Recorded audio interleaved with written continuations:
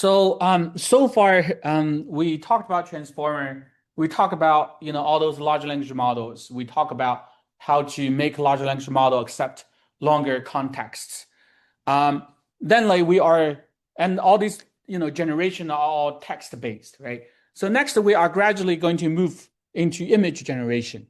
So we know that, uh, you probably heard of diffusion, GAN, and vision transformers. So we are going to talk about vision transformer in this lecture. We are going to move to GAN and diffusion next week. But so basically now we are moving to images. We know that like for images, when we traditionally we use CNNs, convolutional neural networks, right, to process all these images.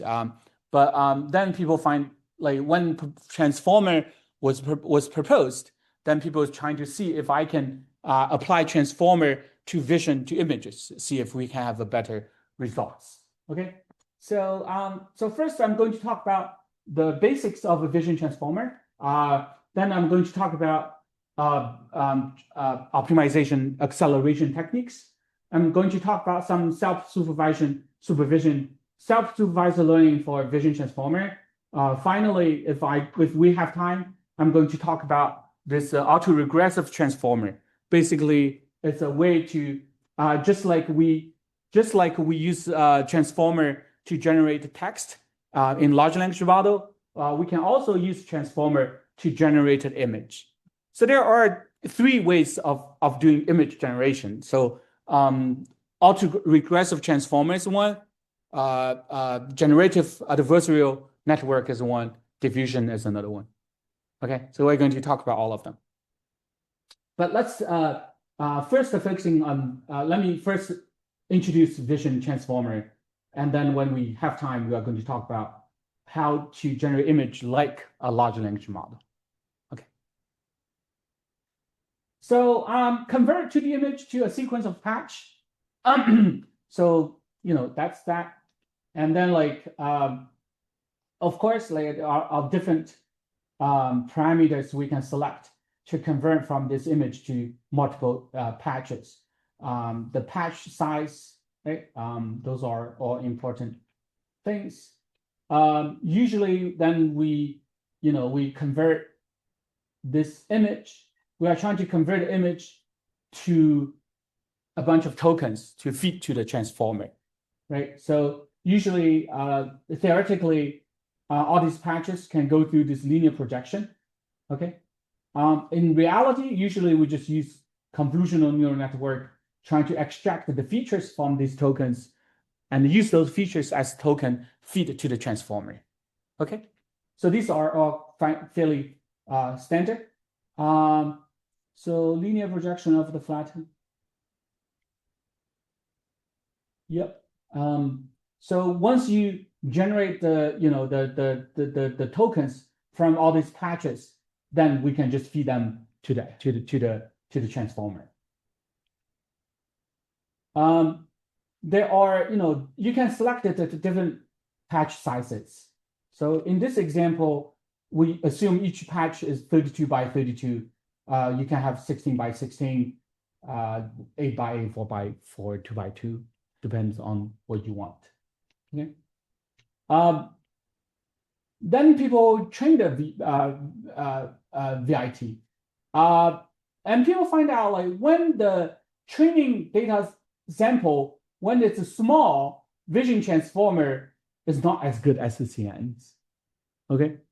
But when you are feeding more and more data to the VIT, it starts to give you a superior performance.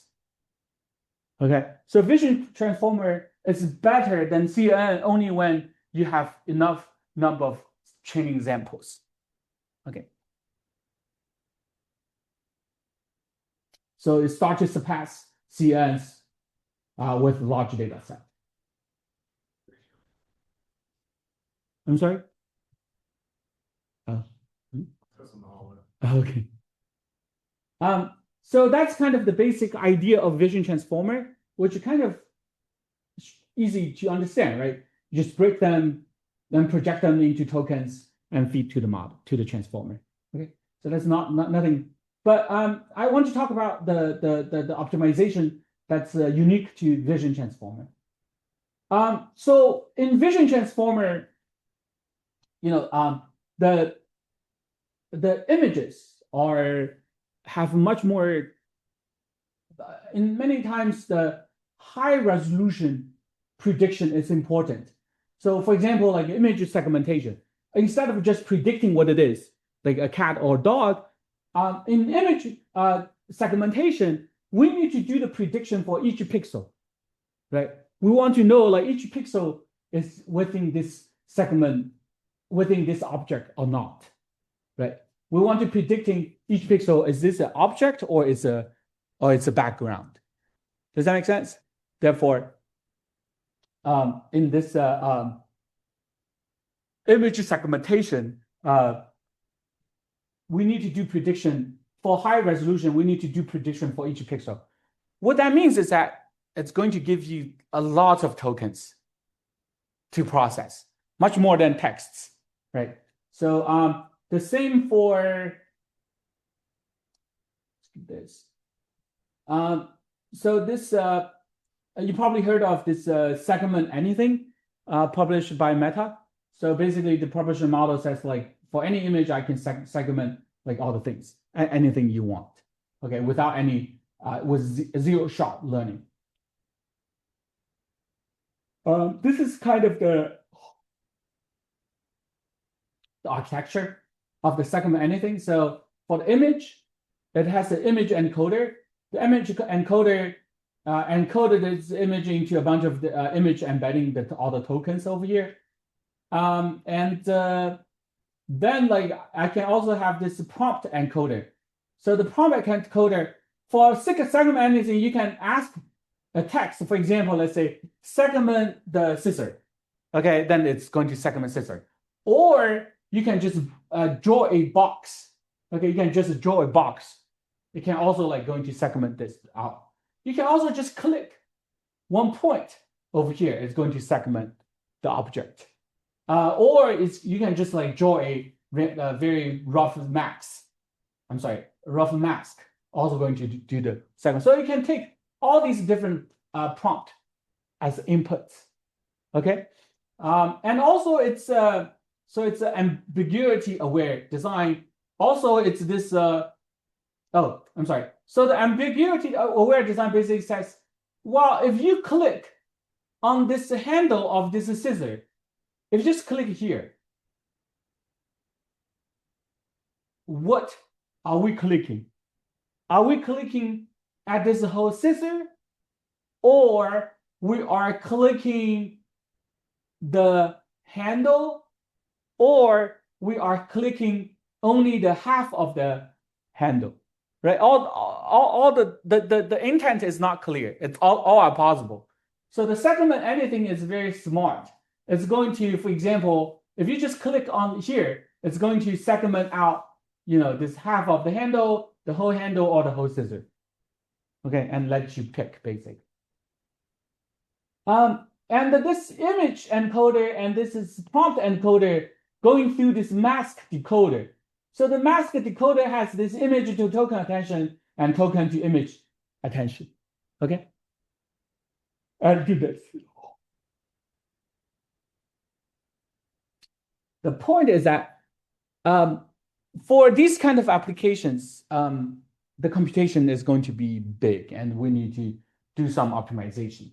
So the first idea I want to talk about is this window attention. So in window attention, it's a very similar to the one we just talked about, like grouped. In the large language model, like we have all these group within the, and we only do attention within the small group, right?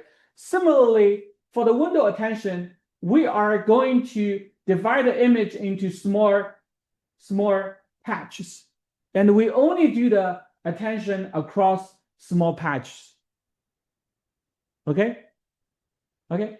And we are going to, and we call like, we do this like say 1 stage, 2 stage, and 3 stage.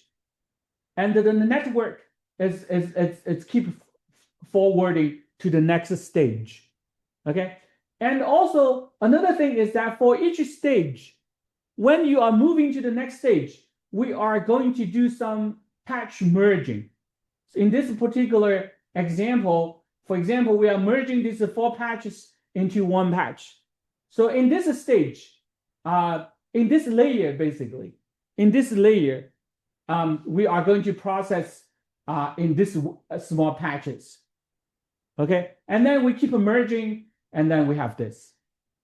So this merging idea is very similar to convolutional neural network. So basically, it's kind of like each times when you are merging, so the receptive field got increased.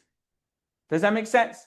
So initially, I'm only going to do attention within this small patch. Later, I'm going to do attention across the whole image to exchange the information. Okay?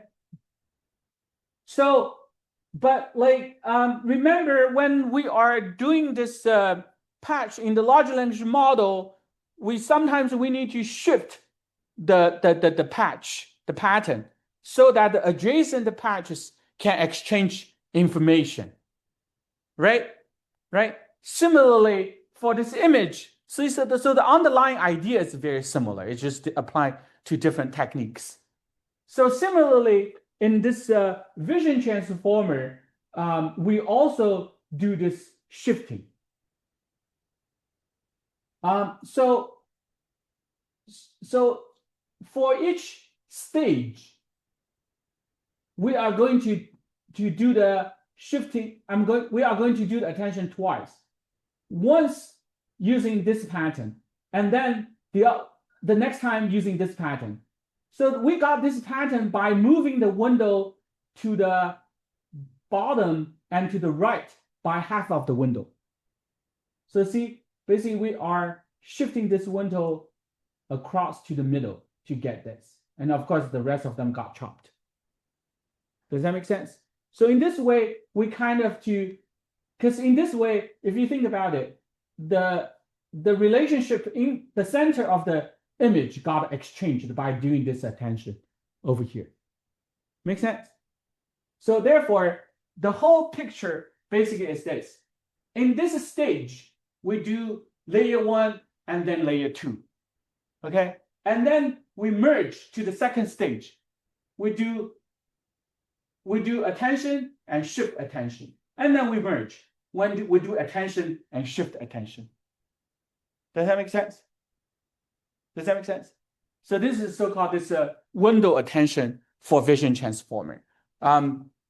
It's very similar to the language, the grouping thing we talked about. Okay. So the results shows the swine is the vision transformer, give you better results for object detection, image segmentation. I'm going to skip this for the 3D cloud. So next idea is this linear attention. So for traditional attention, we do Q and K attention, and we do this softmax, and then we multiply with the linear to generate the output, right? So the problem with this is that the problem with the softmax is that the softmax is non-linear. Therefore, we have to calculate the whole matrix, attention matrix n by n to got the new output n by n. Okay, so this paper, what this paper was trying to do is that, well, trying to replace the softmax with just simple linear ReLU. Okay, and by replacing the softmax with ReLU functions, suddenly we can do this associativity calculation. So we remove the softmax, and this becomes ReLU. Okay, and we can exchange. In here, we do K and the Q first, and then do with the V.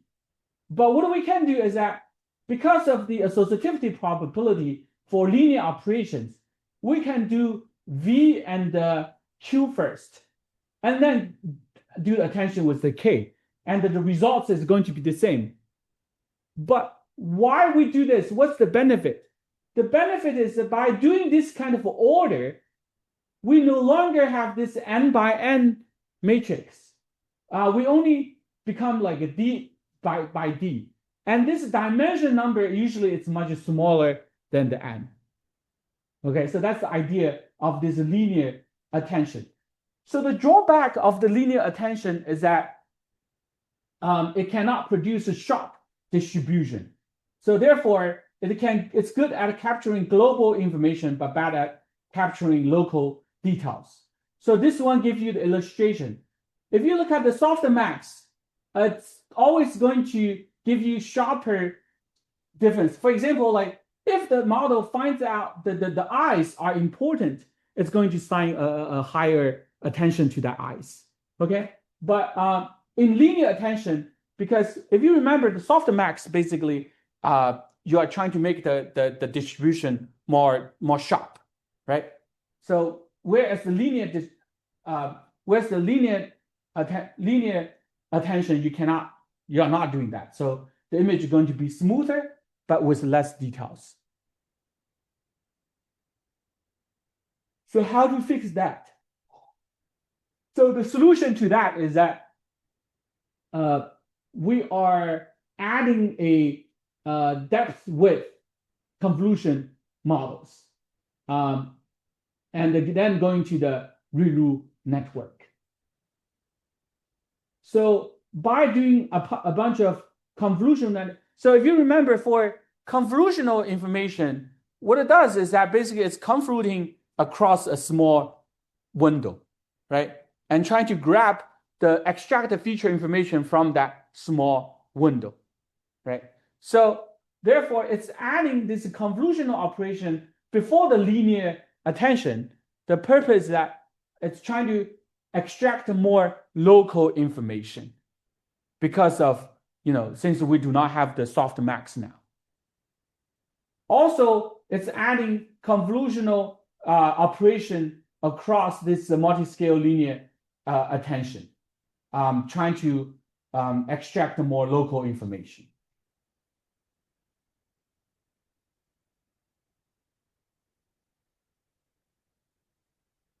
So it shows that it can improve the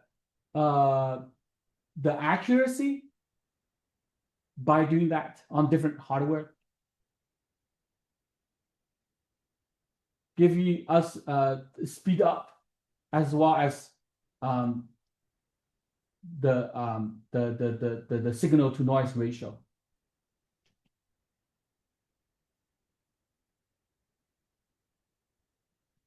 And by applying this efficient VIT to segment anything, we can improve the throughput from 11 images per second to 182 images per second.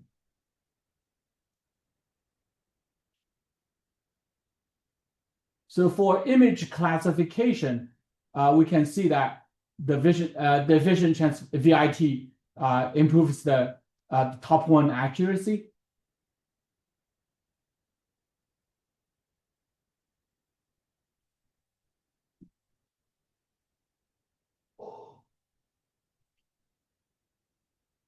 Next, I want to talk about the sparse attention. So, so for sparse attention, again, the idea is kind of similar to the streaming LLM here. Basically, we don't want to do attention for the whole image, because usually the object that we are interested in just part of it, right?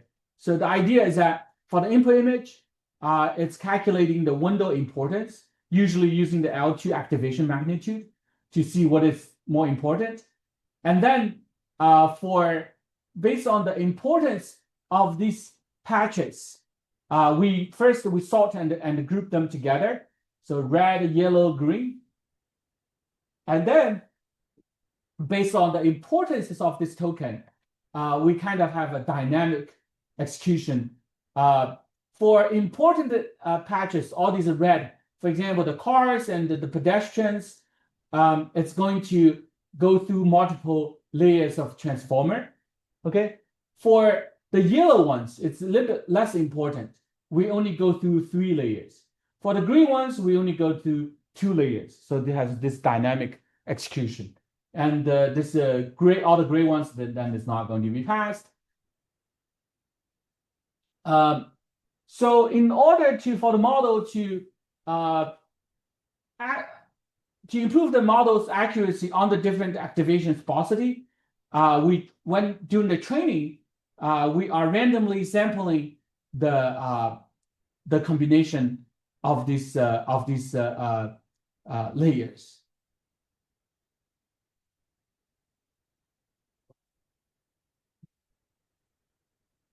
The author of this paper also did this evolutional search. Basically, it says it's trying to search which patch should be kept what and should be going through how many layers. So this one shows, improve the latency, improve the detection accuracy. Okay, so that's a sparse attention. So next, let me talk about self-supervised learning. So earlier, I showed you that for vision in transformer to surpass the performance of CNN, you need much more image than CNN. But the problem is that we do not have that many image. Okay, so what do we do? So people trying to pre-train the model with self-supervision. So what a self-supervision means that I do not have any label for the image, but I still want to learn from the image. So what do we do? VIT needs a large data set. Labeling large data set is costly. So the idea is that we are going to pre-train the model with data set with no label. So we are going to self-learning with no label, and then with some label to tune the model to the target. Okay, and there are 2 ways of do self-supervision. The first way is contrastive learning. So what a contrastive learning does is that for the input cat over here. So remember, we do not have any label for these images. So we don't know it's cat, we don't know it's dog. Okay, but we still want to learn something from the image to improve the capability of the model. So what we do is this. For this same image, we are going to crop. I'm going to crop half of the image here and crop the other image from here. Okay, or I can add some Gaussian noise to the image, or I can rotate the image. Okay, but remember, no matter how I do transformation to the original image, they are still the same image. Does that make sense? They are still the same cat. Does that make sense? Therefore, when you are encoding these 2 images using these 2 encoder, the representation for these 2 images should be what?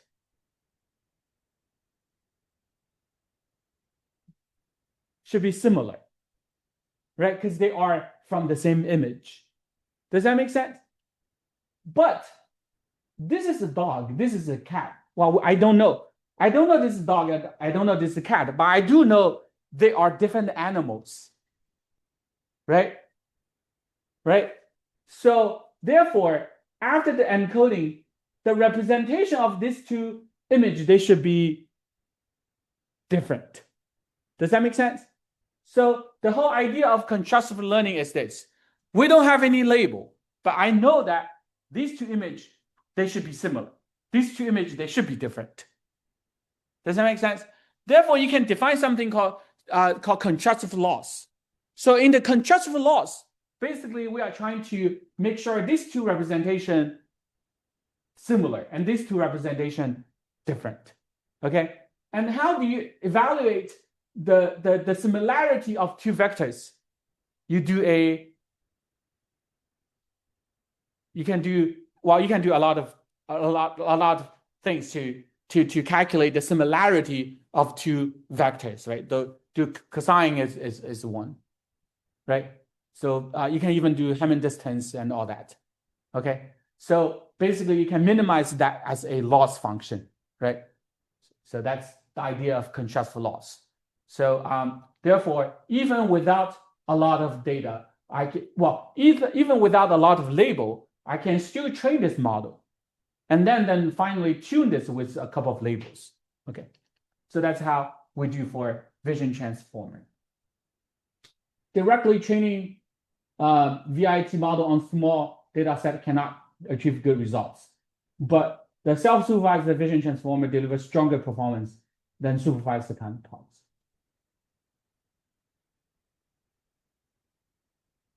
CLIP is the contrastful language image pre-training model. So this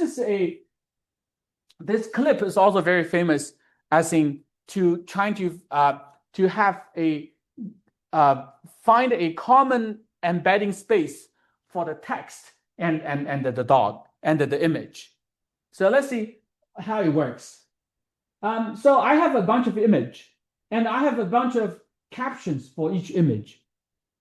Okay, and then like for each image, I'm going to go through the image encoder, have a bunch of representations. Okay, so apparently this is a puppy, right? Puppy. Okay, and the corresponding to this image, the caption is the Pepper, the Aussie pup. Okay, so therefore T1 and the I1, they are referring to the same thing. Does that make sense? And the I2 and the T2, they are referring to the same thing. Okay, so by doing this, we got this diagonal. You multiply I with T, and this basically says the product of this they should be representing the same thing, right? But I1 with T2, they should be what? I1 and the T2, they are referring to different things. Okay. Similarly, T1 and I2, they are also referring to different things. Right? So based on this, we want to make sure all these representations along the diagonal, they should be as similar as possible. Right? So the distance between them should be very small. They should be similar. And all the rest of the cells, the similarity should be very small. I'm sorry, the similarity should be small. They should be very different, basically. Does that make sense? So again, based on this information, we can define a contrastful loss to train this model. So after we use the contrastful loss to train this model, the result is a model can map an image to a token, map them to the same representation space. Okay? So in this way, we gradually, learn when you give the model a image, it can, give you the caption. Okay.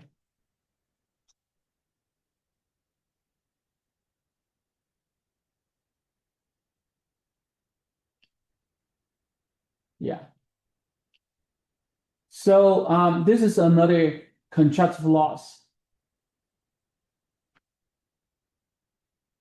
Larger scale contrastful learning using pairs enable zero shot and open vocabulary classification.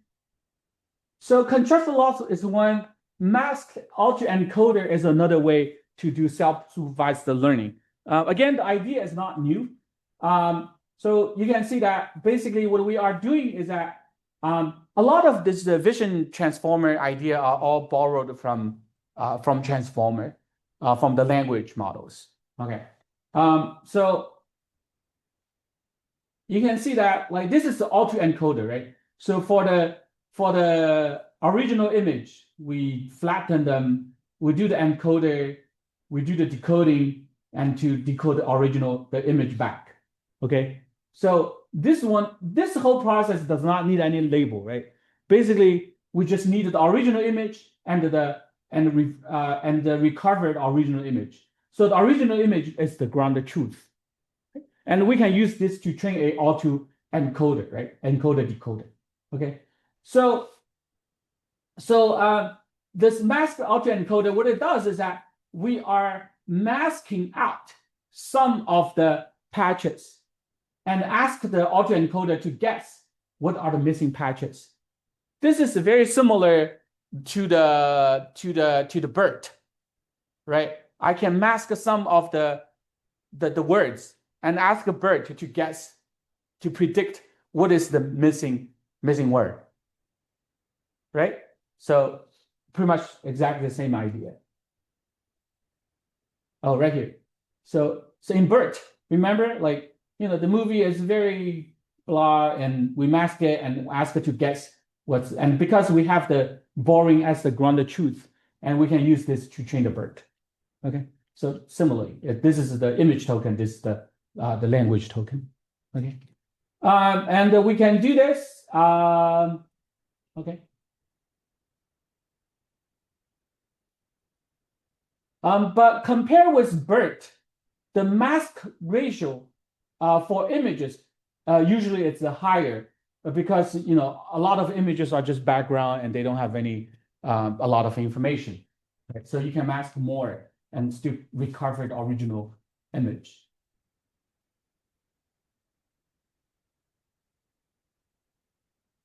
MAE achieves better accuracy than MoCo V3 in partial and full fine-tuning setting. The MoCo is the constructive loss. It's a constructive loss model.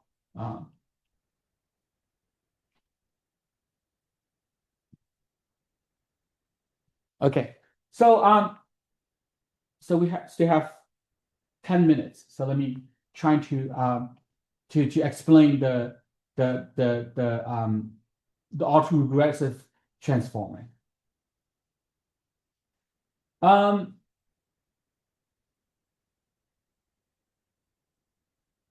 So far, like the models we talked about, we were trying to use them as a discriminative model, right? So we want to give an image and trying to predict what the class is.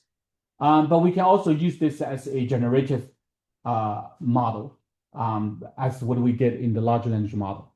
The main difference is that now instead of predicting the next image, next text token, now we are trying to predict the next image token, right? So exactly the same thing. Starting from the start token, you predicting 1, and then S and the 1 predicting 2, S1, 2 predicting 3, right? So that's that. It's called this autoregressive prop. Gemini Tech report hints that the usage of autoregressive model in visual generation. So this is the banana nano banana, right? Or banana banana. So AR model are faster than diffusion model. So we haven't talked about diffusion model yet. We're going to probably talk about that next week. So the heart achieves a much faster speed. So let's ignore this. AR image, autoregressive image generation is inspired by LLM and MAE. But it's a little bit different. This, if we are following this raster order, basically just like the language model, you see all these sequences and keep predicting all the tokens one by one. Okay, so that's one way to do this. Or We don't need to really, because in image, they're not like language, like you have a specific order, right? In image, it's the whole image, right? So we can predict it in a random order, okay? Or you can predicting multiple masked tokens at the same time, like the MOE. Okay, so those are different ways of using vision transformer to do the image generation. So, and in order for the for this to work, we need to do this quantization process. So we need to discretizing the visual tokens with vector quantization. So the main idea is that, well, transformers are, all these large language model transformers are very good at processing discrete tokens, right? But they might not be good at processing all these continuous images. So one idea is that I'm going to quantize the continuous image to discrete tokens using a code book. So by doing this conversion, then like all these images are going to be converted to a bunch of discrete tokens, just like language. And then using that discrete token to generate the image. So the vector quantization is kind of like it's a generalization of the deep compression, right? So this is the compression we talked about, okay? And this now for image, instead of for each number, now we are trying to quantize the whole image, okay? So for example, like here, I think the example is not very good. So usually the image has a lot of different details, right? Like it's not just going to be a small color patch.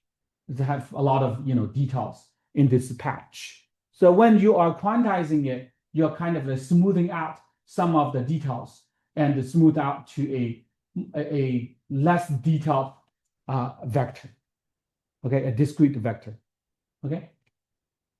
But now we haven't talked about how to come up with the code book, right? So this VAR is this fast AR generation is a next scale prediction. So this is a very interesting idea. So for this model, it's not like this, trying to predicting some of the patches. Okay, it's not trying to predicting the patches. What it's trying to predicting is this. First, I'm going to get a low resolution of the image. I'm going to get from original image, I'm going to get a low resolution image. Then I'm going to, based on this resolution, I'm going to try to predict a higher resolution version of myself.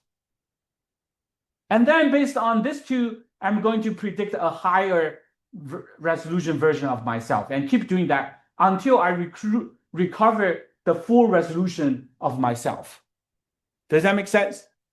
So the step one of this VAR is doing this this auto encode called a VQ VAE. What it does is that with the original image, I'm going to do the encoding, okay? And then I'm going to go through this multi-scale decoding process to recover the original image. But why are we doing this? Why are we doing this?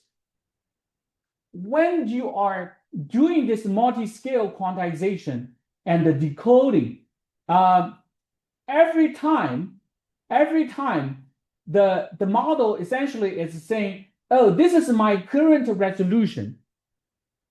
What is my difference or the residual? What is my difference between myself and the full resolution image? and do the subtraction to get the residual. Okay, and using that residual to quantize to a discrete vector. And every time I'm adding that residual back to the low resolution to kind of every time adding more details back to myself. During this whole process, it does two things. The first thing is it's building a code book. The second thing is that it's training a encoder to encode this image to a embedding in such a way that it's good for this multi-scale predicting. So it's encoding the image in a way that it's good for multi-scale predicting. Okay? So now next, after we have this, after we do this VQ-VAE, so this is the autoencoder process. It's kind of like trying to build up the coding, the encoder. Then I'm ready to do the transformer generation. Okay? And let's see how we do the transformer generation. In the first step, I have this start token and generating this R1. Okay? And this R1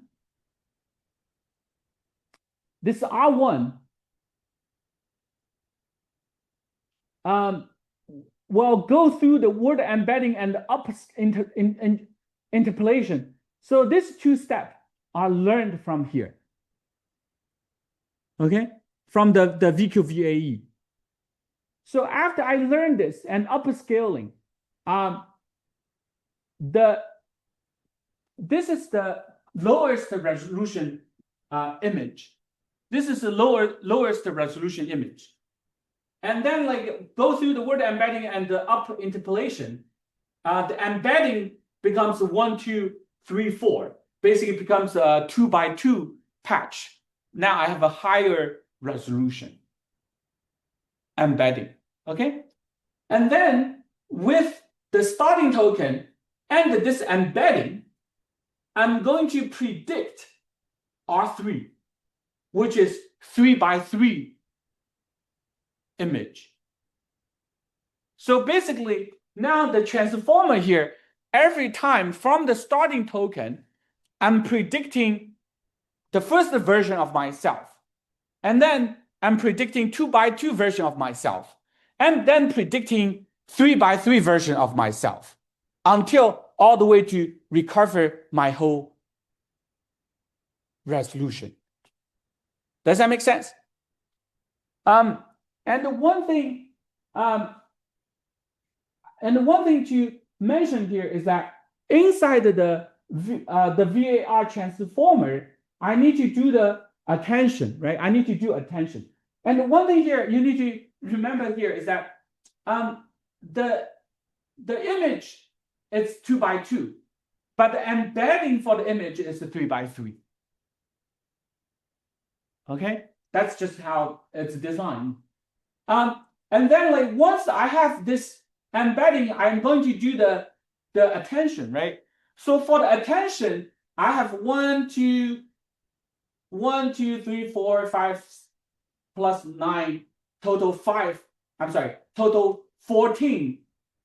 A total of 14 tokens over here, right? So the attention map is going to be 14 by 14. Does that make sense? So inside the transformer, when I'm doing attention, it's 14 by 14. Okay? And remember, this is a causal attention. What that means is that when I'm doing the attention, the low resolution image should not attend to the higher resolution image. Does that make sense? That's why in this attention map, you can see that this 2x2 over here should not attend to any of those 3x3 tokens. Similarly here, this 1x1 token should not attend with 2x2 and the 3x3. So this is the attention map for this particular transformer. Does that make sense? And then you are going to do this over and over again, trying to recover the full resolution of myself. Okay. So this is the result. Okay. So this is a reference. This is a reference. And you can see that, you know, the Mona Lisa's eyes is not very clear. Okay. Similarly here, some of the facial details kind of missing. Okay.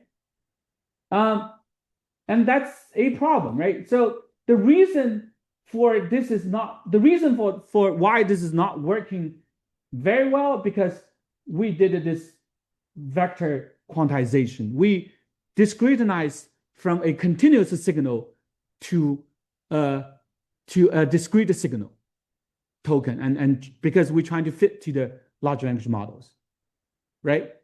So let me explain. Let me talk about the challenges, and let me talk about the fixes next week. Okay, and we can fix this this way with something called a hybrid autoregressive transformer to recover all those details because of the quantization. Okay, all right. So that's all for today's class. Thank you.